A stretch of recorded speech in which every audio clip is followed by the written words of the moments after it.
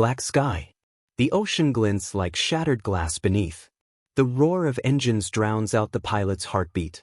Lieutenant Mark Caldwell's hands tighten on the stick as tracer fire sears past the canopy. The Zero behind him is faster, hungrier, unrelenting. The Wildcat is slower, outclimbed, outturned. But Caldwell does something insane. He cuts the throttle to stall speed. The world tilts. The engine coughs. The Zero streaks past, blind with momentum. Caldwell squeezes the trigger, and fire blossoms across the dawn. It wasn't luck. It was a secret born in desperation, one that changed air combat forever. The Pacific skies in 1942 were not a battlefield. They were a test of human instinct. Every pilot who climbed into a Wildcat, Hellcat, or Zero knew that the next 10 minutes could determine whether he would return to sunlight or fall into a blue, unmarked grave. Mark Caldwell had flown 23 missions out of Guadalcanal, and every time he came back with his hands trembling. He had stopped feeling fear. Fear was too clean, too rational. What he felt now was calculation, that cold mechanical rhythm that let him read the air, the sound of the engine, and the heartbeats of the men trying to kill him. The Japanese Zero was the deadliest machine in the air. It turned tighter, climbed faster, and danced with a grace that mocked gravity itself. Against it, the American F-4F Wildcat looked heavy, stubborn, almost primitive. Its wings were thick, its fuselage scarred, its frame unwilling to forgive mistakes.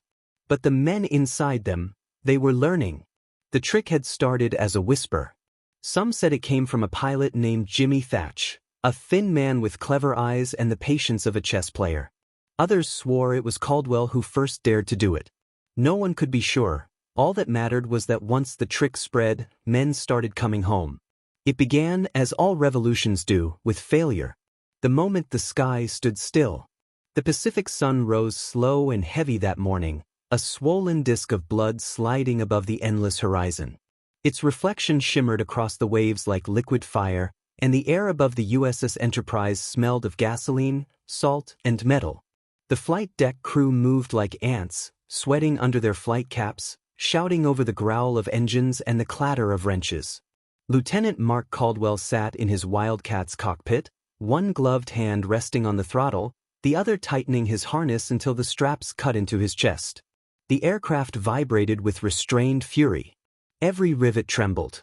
He could taste the oil in the air, could feel the metal heart of the machine pulsing beneath him.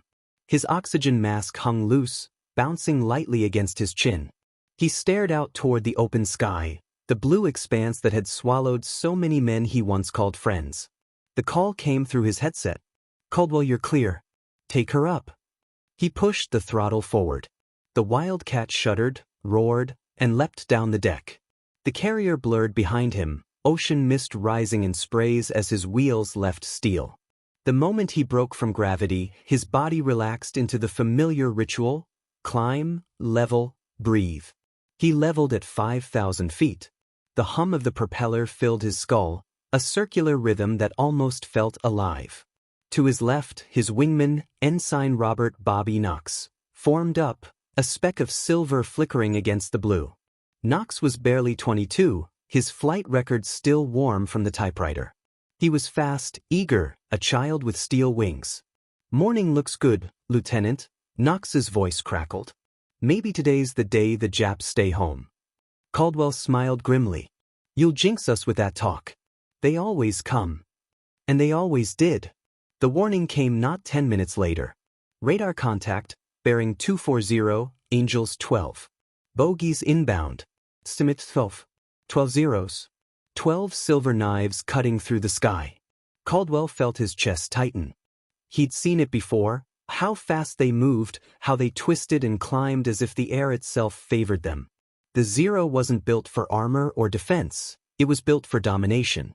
It could turn inside any American plane, outclimb them, outgun them in a spiral dance that ended in smoke and silence. But they had one weakness. A secret he was only beginning to understand. He switched his radio channel. "Knox, stay close. No heroics today. Remember Thatch's pattern if we get separated." "Copy that. I got your 6, Lieutenant." The two planes banked into the sun, engines whining, the sea glimmering far below like molten steel. The first distant glint appeared, the enemy, and suddenly the sky was full of fireflies that moved too fast. The Japanese formation came in disciplined and perfect, a wall of white wings slicing through the sky. Caldwell rolled hard, diving left, feeling the world invert. Bullets slashed the air above his canopy. He leveled, scanned, and saw Knox pulling up too steep, too fast. Knox, throttle down. You're climbing into them. Static. Then the scream of metal. Caldwell caught the explosion in his mirror, a flare of orange and smoke. Knox's plane broke apart like burning paper. His stomach clenched, but there was no time to feel. The Zero that had killed Knox was diving toward him now, gun ports flashing. Caldwell pulled hard on the stick, feeling the Wildcat groan. He climbed, then snapped right, diving again, the engine straining against gravity. He couldn't outrun it, couldn't outturn it. He could only outthink it. That's when instinct, or madness, whispered something impossible. Throttle back. Every fiber in his training screamed no. A stalled engine in combat meant death. But something about the Zero's pattern, its overcommitment to speed, the hunger of its momentum, clicked in his mind. He could feel the air pressing against his wings, the drag thickening. He slammed the throttle back. The Wildcat shuddered violently. The engine coughed. His head snapped forward as his speed dropped below 140 knots. Alarms blinked red across the dash. His heart hammered. Behind him, the Zero pilot saw opportunity, the enemy stalling, dead in the air, and dove in throttle full. But then it happened. The Japanese fighter shot past him like a bullet, too fast to correct, unable to slow. Caldwell's Wildcat hung in the air like a stone on the edge of falling, nose low, waiting. The Zero filled his gun sight for a split second, close enough to see the red insignia painted on the fuselage. He squeezed the trigger. The Wildcat shuddered, fire erupting from its wings.